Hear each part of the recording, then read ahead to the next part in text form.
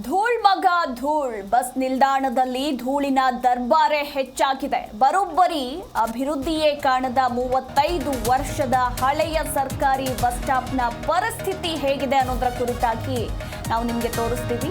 ಯಾದಗಿರಿ ಜಿಲ್ಲೆಯ ಕೆಂಭಾವಿ ಪಟ್ಟಣದಲ್ಲಿರುವ ಹಳೆ ಬಸ್ ನಿಲ್ದಾಣ ಇದು. ಈ ಒಂದು ಬಸ್ ನಿಲ್ದಾಣದಲ್ಲಿ ಶೌಚಾಲಯ ಇಲ್ಲ, ಕುಡಿಯೋದಕ್ಕೆ ನೀರಿಲ್ಲ, ಮಹಿಳೆಯರಿಗಂತೂ ಸುರಕ್ಷತೆ ಇಲ್ಲವೇ ಇಲ್ಲ. ಸಚಿವ ದರ್ಶನಾಪುರ ಸ್ವಕ್ಷೇತ್ರದಲ್ಲಿ ಅಭಿವೃದ್ಧಿನೇ ಕಾಣದ ಬಸ್ ನಿಲ್ದಾಣ ಇದಾಗಿದೆ. ಅಸ್ತಮ, ಗಂಟಲು ನೋವು, ಪ್ರಯಾಣಿಕರ ಆರೋಗ್ಯದ ಮೇಲೆ ಗಂಭೀರ ಪರಿಣಾಮ ಉಂಟು ಮಾಡುವಂತಹ ಬಸ್ ನಿಲ್ದಾಣ ಇದಾಗಿದೆ. ಶಕ್ತಿ ಯೋಜನೆಯಿಂದ ಒಂದು ಕಡೆ ಮಹಿಳೆಯರಿಂದ ಬಸ್ ನಿಲ್ದಾಣಗಳು ತುಂಬಿ ತುಳುಕ್ತಾ ಇದ್ದಾವೆ. ಆದರೆ ಬಸ್ ನಿಲ್ದಾಣದ ಪರಿಸ್ಥಿತಿ ಯಾವ ರೀತಿ ಇದೆ ಅನ್ನೋದರ ಕುರಿತು ನೀವು ದೃಶ್ಯಾವಳಿಗಳಲ್ಲಿ ಗಮನಿಸಬಹುದು.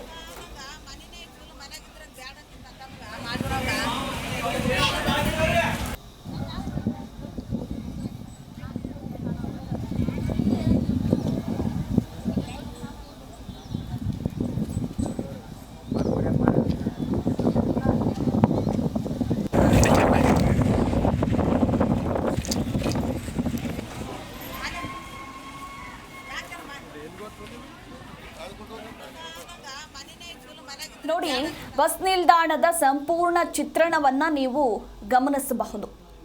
ಕೆಕೆಆರ್ಟಿಸಿ ವ್ಯಾಪ್ತಿಗೆ ಒಳಪಡುವಂತಹ ನಿಲ್ದಾಣ ಇದಾಗಿದೆ. ಅಂಡ್ 50ಕ್ಕೂ ಅಧಿಕ ಗ್ರಾಮಗಳಿಗೆ ಸಂಪರ್ಕ ಕಲ್ಪಿಸುವ ಜಿಲ್ಲೆಯಲ್ಲಿ ಅತಿ ದೊಡ್ಡ ಪಟ್ಟಣ. ಬಸ್ ನಿಲ್ದಾಣದಲ್ಲಿ ತಗ್ಗು ದಿನ್ನೆಗಳಿಂದ ಒಂದು ರೀತಿ ರೋಗಗ್ರಸ್ತವಾದ ಬಸ್ ನಿಲ್ದಾಣವಾಗಿ ಹೋಗಿದೆ ಅಂತಲೇ ಹೇಳಬಹುದು. ಕಲ್ಯಾಣ ಕರ್ನಾಟಕ ಭಾಗದ ಅಭಿವೃದ್ಧಿಗೆ ಪೂರಕವಾಗದ ಕೆಕೆಆರ್ಡಿಬಿ ಅನುದಾನ. ಇತ್ತ ಬಸ್ ನಿಲ್ದಾಣ ಹೈಟೆಕ್ ನಿಲ್ದಾಣ ಮಾಡುವಂತೆ ಪ್ರಯಾಣಿಕರು ಒತ್ತಾಯಿಸ್ತಾ ಇದ್ದಾರೆ.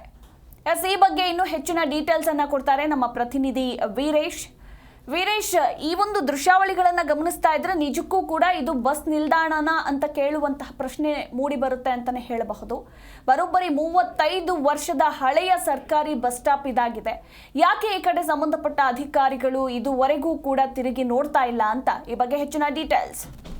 ಹೌದು ಮಧುಮಾಲ, ಏನು ಯಾದಗಿರಿ ಜಿಲ್ಲೆಯ ಒಂದು ಅಂದ್ರೆ ಕೆಂಭಾವಿ ಪಟ್ಟಣದಲ್ಲಿರುವಂತ ಏನೋ ಒಂದು ಇದು ಅಂದ್ರೆ ಬಸ್ ನಿಲ್ದಾಣ ಇದೆ. ಈ ಬಸ್ ನಿಲ್ದಾಣ ಸುಮಾರು 35 ವರ್ಷಗಳ ಹಿಂದೆ ನಿರ್ಮಾಣವಾದಂತ ಒಂದು ಹಳೆ ಬಸ್ ನಿಲ್ದಾಣ ಮತ್ತು ಈಗ ಈ ಜಿಲ್ಲೆಯಲ್ಲಿ ಅತಿ ದೊಡ್ಡ ಪಟ್ಟಣದಲ್ಲಿರುವಂತ ಬಸ್ ನಿಲ್ದಾಣಕ್ಕೆ ಈಗ ಏನು ಒಂದು ರೀತಿಯಲ್ಲಿ ಈಗ ಶಿಥಿಲಾವಸ್ಥೆಗೊಂಡಿರುವಂತದ್ದು ಮತ್ತು ಇಲ್ಲಿನ ಒಂದು ಏನು ಅಂದ್ರೆ ಬಸ್ ನಿಲ್ದಾಣದ ಆವರಣ ಕೂಡ ಸಂಪೂರ್ಣವಾಗಿ ಮಣ್ಣಿನಿಂದ ಆವೃತವಾದಂತ ಹಿನ್ನೆಲೆಯಲ್ಲಿ ಇಲ್ಲಿ ಬರುವಂತ ಬಸ್ಗಳ ಏನೋ ಒಂದು ಧೂಳಿನಿಂದ ಇಲ್ಲಿ ಪ್ರಯಾಣಿಕರಿಗೂ ಮತ್ತು ಯಾವುದೇ ಒಂದು ಮೂಲ ಸೌಲಭ್ಯ ಇಲ್ಲದೆ ಈಗ ಪರದಾಟ ಅಂತ ನಡೆಸುವಂತ ಸ್ಥಿತಿ ಕೂಡ ನಿರ್ಮಾಣವಾಗಿರುವಂತದ್ದು. ಈಗಾಗಲೇ ಏನೋ ಒಂದು ಕಲ್ಯಾಣ ಕರ್ನಾಟಕ ಅಭಿವೃದ್ಧಿ ಯೋಜನೆಯಲ್ಲಿ ಏನು ಸಾವಿರಾರು ಕೋಟಿ ಹಣ ಕೂಡ ಬಿಡುಗಡೆ ಆಗ್ತದೆ. ಆದರೆ ಬಿಡುಗಡೆ ಆದಂತ ಹಣವು ಕೂಡ ಇಂತಹ ಒಂದು ಅಭಿವೃದ್ಧಿಗೆ ಪ್ರಯೋಜನವಾಗದೆ ನಿರ್ಲಕ್ಷ್ಯಕ್ಕೆ ಒಳಗಾಗಿದೆ ಅಂತಾನೆ ಹೇಳ್ಬೋದು. ಏನೋ ಒಂದು ಸಚಿವರಾದಂತ ಶರಣಬಸಪ್ಪ ದರ್ಶನಾಪುರ ಅವರ ಒಂದು ಮತಕ್ಷೇತ್ರದಲ್ಲಿ ಈ ರೀತಿಯಾದಂತ ಒಂದು ನಿರ್ಲಕ್ಷ್ಯಕ್ಕೆ ಒಳಗಾಗಿರುವಂತದ್ದು. ಈಗಾಗಲೇ ಏನೊಂದು ಪ್ರಯಾಣಿಕರಿಗೂ ಕೂಡ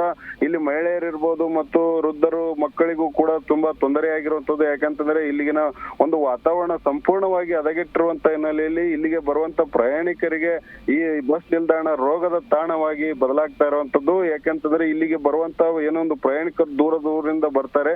ಆ ಬರುವಂತ ಪ್ರಯಾಣಿಕರಿಗೂ ಕೂಡ ಆರೋಗ್ಯದ ಸಮಸ್ಯೆಗಳು ಕೂಡ ಎದುರಾಗ್ತಾ ಇರುವಂತದ್ದು. ಈ ಹಿನ್ನೆಲೆಯಲ್ಲಿ ಇಲ್ಲಿನ ಒಂದು ಬಸ್ ನಿಲ್ದಾಣವನ್ನು ತಕ್ಷಣವೇ ಹೈಟೆಕ್ ನಿಲ್ದಾಣವನ್ನಾಗಿ ಮಾಡ್ಬೇಕೆನ್ನುವಂಥದ್ದು ಇಲ್ಲಿನ ಒಂದು ಪ್ರಯಾಣಿಕರ ಒಂದು ಆಗ್ರಹ ಕೂಡ ಆಗಿರುವಂತದ್ದು. ಯಾಕಂತಂದ್ರೆ ಈ ಬಸ್ ನಿಲ್ದಾಣದಿಂದಲೇ ಸುಮಾರು 30ರಿಂದ 40 ಗ್ರಾಮಗಳಿಗೆ ಸಂಪರ್ಕವನ್ನು ಕೂಡ ಇಲ್ಲಿನ ಬಸ್ಗೆ ಹೋಗ್ತಾ ಇರುವಂತದ್ದು ಪ್ರಯಾಣಿಕರು ಕೂಡ. ಹಾಗಾಗಿ ಈ ಬಸ್ ನಿಲ್ದಾಣವನ್ನು ತಕ್ಷಣದಲ್ಲೇ ಮೇಲ್ದರ್ಜೆಗೇರಿಸಬೇಕೆನ್ನುವಂಥದ್ದು ಇಲ್ಲಿನ ಒಂದು ನಾಗರಿಕರ ಒತ್ತಾಯವಾಗಿರುವಂತದ್ದು ಮಧುಮಾಲ. ಥ್ಯಾಂಕ್ ಯು ವೀರೇಶ್, ನಿಮ್ಮೆಲ್ಲ ಮಾಹಿತಿಗಾಗಿ.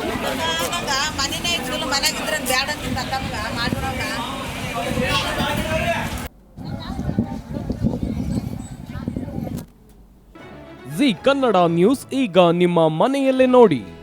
ಎಲ್ಲ ಕೇಬಲ್ಗಳಲ್ಲಿ ಈಗ ಲಭ್ಯ.